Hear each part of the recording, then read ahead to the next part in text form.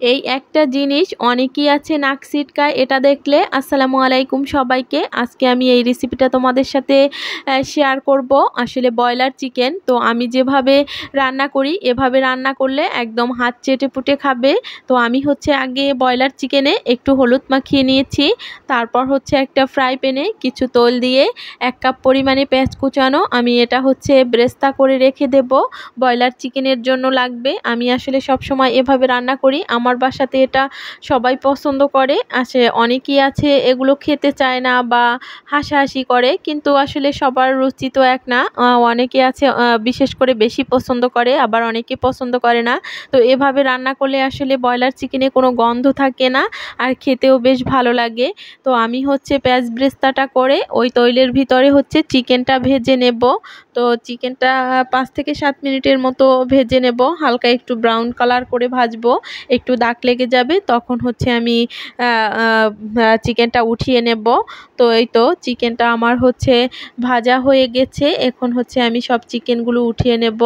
আর এখানে যে তৈলগুলো থাকবে ওই তৈলের ভিতরেই আমি রান্নাটা করব, আলাদা আর তৈল দেব না।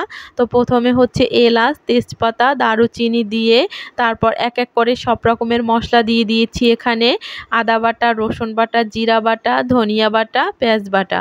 পেঁয়াজ অল্প পরিমাণে দিয়েছি, পেঁয়াজটা হচ্ছে একটা পরিমাণে পেঁয়াজ বাটা দিয়েছি। আর যেহেতু পেঁয়াজ ব্রেস্তা করে রেখেছি এজন্য। তারপর হচ্ছে মশলাটা ভালো করে কষিয়ে উপরে যখন তোলটা ভেসে আসবে তখন হচ্ছে হলুদ গুঁড়া, মরিচ গুঁড়া দিয়ে আর একটু পানি দিয়ে আর হচ্ছে সামান্য লবণ, স্বাদ মতো লবণ দিয়ে আমি এটা ভালো করে কষিয়ে নেব। তো কষানো যখন হয়ে যাবে তখন হচ্ছে আমি যে ভেজে রেখেছিলাম চিকেনগুলো দিয়ে দেব। আসলে এভাবে রান্না করলে সত্যি চিকেনের কোনো গন্ধ থাকে না, খেতেও বেশ ভালো লাগে। তো তারপর হচ্ছে কষাতে হবে। আর ব্রয়লার চিকেন যেহেতু নরম, এটা বেশি জাল করতে হবে না, এজন্য একটু ভালো করে কষাতে হবে।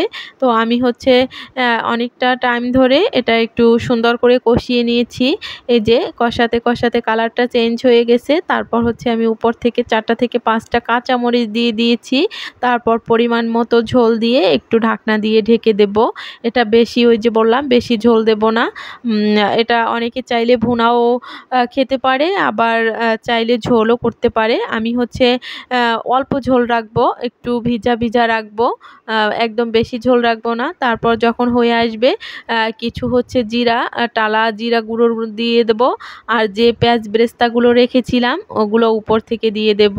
এই যে দেখেন কত সুন্দর একটা কালার এসেছে, কাছ থেকে দেখিয়ে দিলাম। আমি এটাতে ওই যে বললাম একটু ঝোল রেখেছি, আপনারা চাইলে ভুনা করে খেতে পারেন।